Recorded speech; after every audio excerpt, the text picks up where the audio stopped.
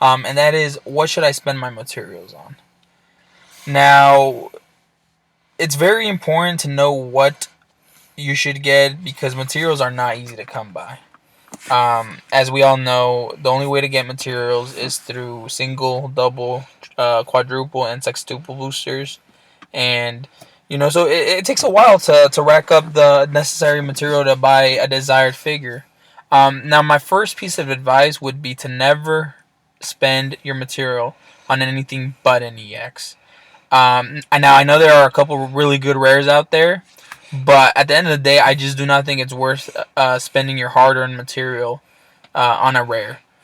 That being said, let's go down the list of EXs, and I'm gonna pick out a couple that I think are good, but maybe not worth it. To be spending 4,000, and then I'll be looking at like some really good figures that have good synergy with other figures.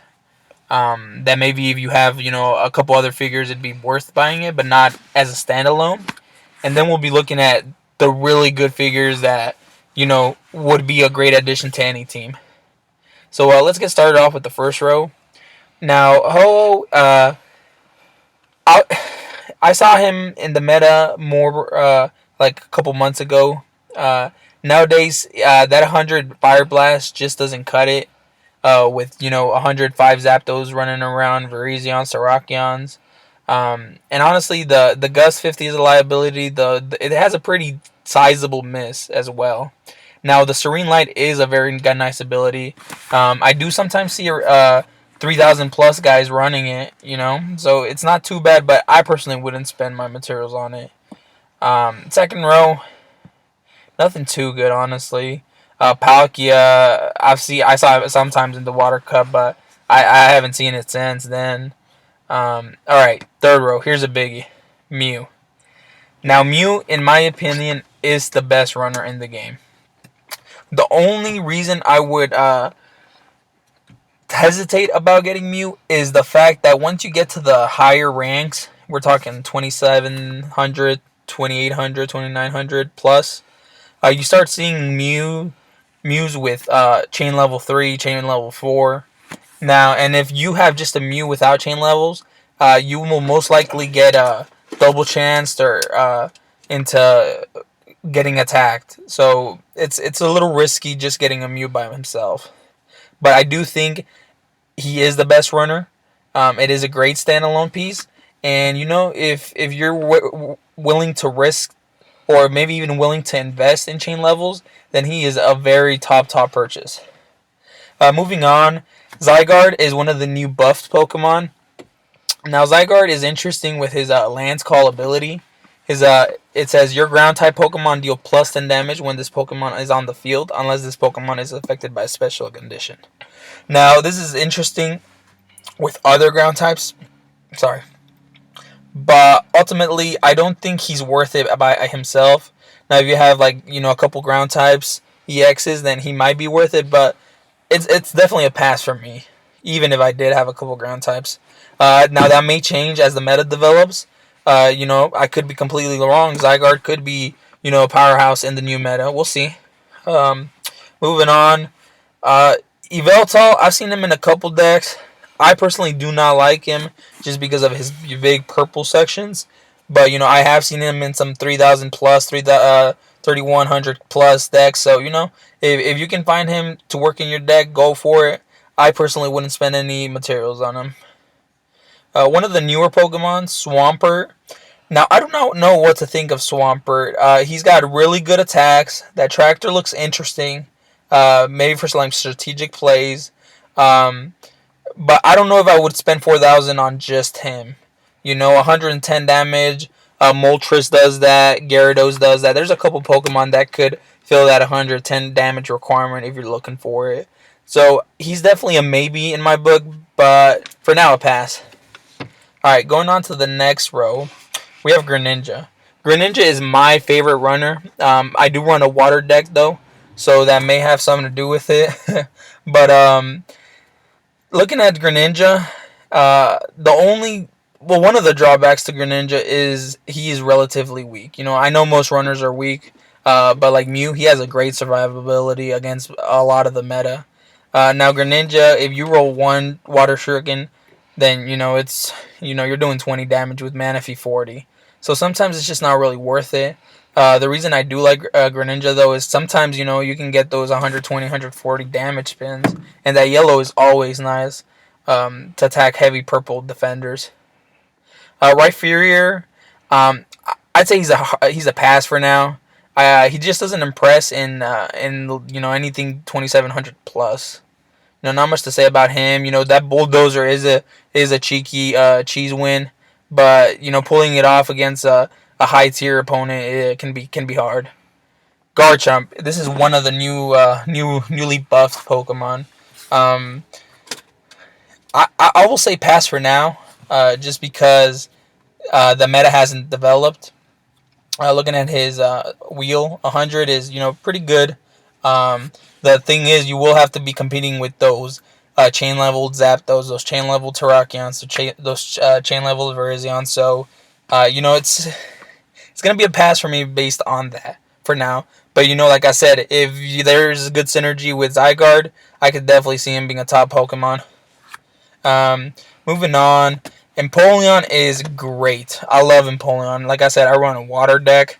That being said, by himself, I do not think he is worthy of getting especially knowing what other figures are around. I really like Empoleon. If you have a lot of a nice solid water base, I would definitely go for him. If you don't have him, but as a standalone figure, I'd give it a pass. Lucario, I see some 3,000 plus players running him, but it's very it's not the general populace, so I'd give it a pass. He's just too weak currently. That Aura Sphere is nice, but Mew and Greninja roll that yellow, and it's over. But otherwise, if for example, Mew rolls his 50 Psychic, and Lucario rolls his 70, you got the win. But most likely they're gonna roll Hypersonic. Let's move it on. Aggron, he was nice in the Steel Gym. Nothing to write home about. Okay, so we're coming down to the Deoxys. I'm going to go ahead and group them. Look, everybody hates Deoxys, but sometimes you got to do what you got to do to win. And if you feel like you're close to a Deoxys deck, by all means, go ahead and buy the last piece you need. But as standalone figures, I don't see any being worth the materials except maybe Deoxys Attack. And Deoxys Attack has a huge liability with Dimensional Slip, my bad. And I have two, and I've never really been a fan of using them by itself, just because that Dimensional Slip can come up in some really crucial moments in a match. Alright, here's one of the big ones of the current meta, Manaphy. Look, if you have a couple Water EXs, and you need the Manaphy to finish the Jigsaw puzzle, by all means get him. Manaphy is a stellar piece. Manaphy Song is great for cheesing wins, like by getting an opponent's water Pokemon from the goal, or just getting some nice surround kills as well. Definitely a nice prospect if you have a water-based team. All right, moving on. Heatran. I hate Heatran so much because he's always rolling that Maximus Slide on me. I like Heatran a lot. His typing is really nice with that Steel. It has a nice synergy with the Steel Energy Plate. So does Empoleon, by the way. I forgot to mention about that. If you run in like a Steel heavy deck, Empoleon is definitely a nice bonus. So that being said, if you're looking for a Steel deck, if you're looking for a water deck, Empoleon fits the bill. Heatran is so nice with that Surprise Strike. If there is an opponent's Pokemon on your entry point, and this Pokemon is on the bench, at the beginning of your turn, this Pokemon can move next to that Pokemon and battle. After the battle, if this Pokemon is not knocked out, move it to the bench. So, when your opponent has, let's say, both of your entry points blocked, and you got a Heatran on your bench, it's nice to Surprise Strike and maybe, clear up one of your entry points. Let's see. Suicune is one of the newer Pokemon. I'm going to hold off my judgments on her for now. 70 and 60 is not the best damage. Sheer Cold is a really nice purple.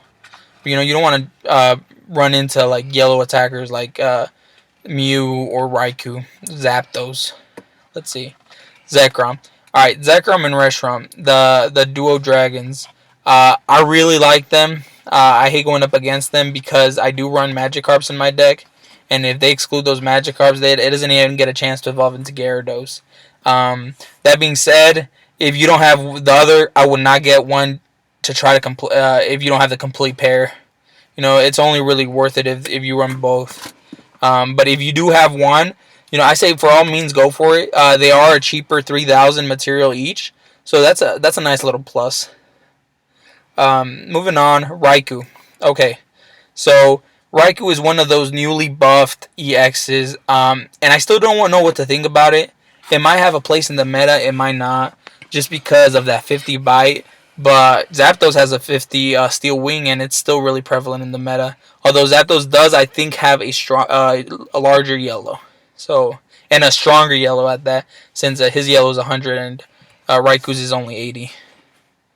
Let's go on. All right, we're coming up to the birds. Zapdos. If you do not have a strong gold attacker, then by all means, Zapdos is your guy. Zapdos has been one of the most prominent figures in the meta since he was released. So, and that soar ability does not hurt him at all. Definitely a nice pickup, especially if you're missing on gold attackers.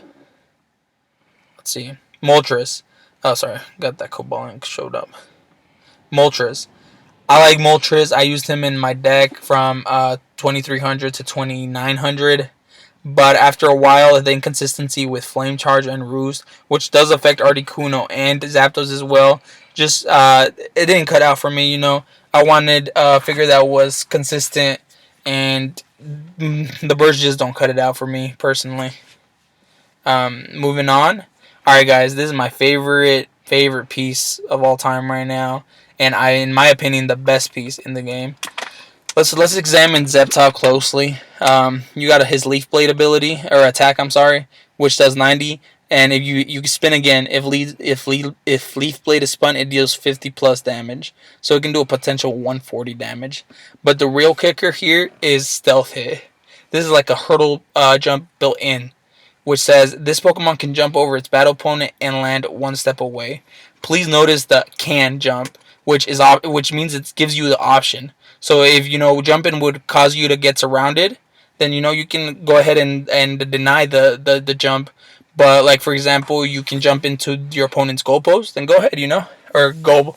It's just a lot of different opportunities with Sceptile, and he has disadvantages matchup versus Terrakion. But other than that, he can roll with the best, So definitely keep your eyes out for Sceptile.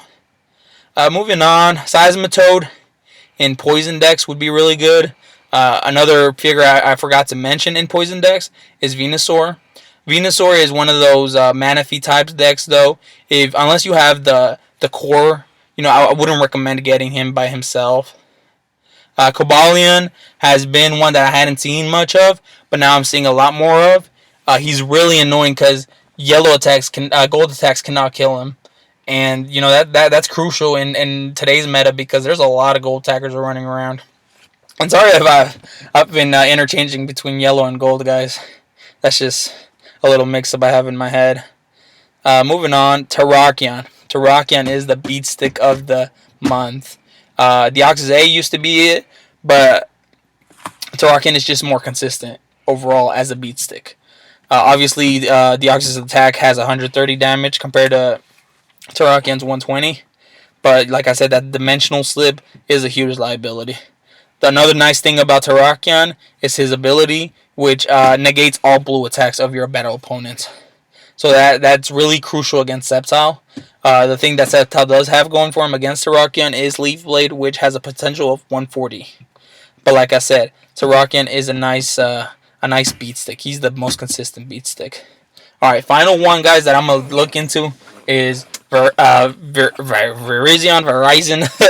Sorry, I don't know how to pronounce it, but he is literally the most annoying piece out there. I hate him so much, and that's just because I do not have him. That Typhoon Slash. This Pokemon may switch places with its battle opponent. Obviously, people use this to do some cheese wins at your opponent's goal. He's just so good. I don't know how many times I've rolled my Gyarados' plus 20 Hyper Beam against his Grass Knot. It just knocks me out. So such an annoying piece, such a good piece. Definitely a good pickup. Now, guys, I'm gonna give you my top 5 off the top of my head. That like as a nice little summary. I definitely think Sceptile is number 1, followed closely by Virizion. Such a good piece. Terrakion is a third, fourth contender. Zapdos is a third, fourth contender. And to round it off, I would have to say Mew. Mew is the best runner. Like I said, if you're willing to invest a couple chain levels on him, he's going to be a beast. I hope you guys like this quick review, guys. Let me know what you think. I have been pretty out of breath. Next time I'm going to try to keep it a little slower. But let me know what you think. Any suggestions, if you disagree with something, let me know. I always like to look at different teams, different strategies. It's always nice to learn different things. All right. Y'all have a great day, and comment, like, and subscribe. Thank you.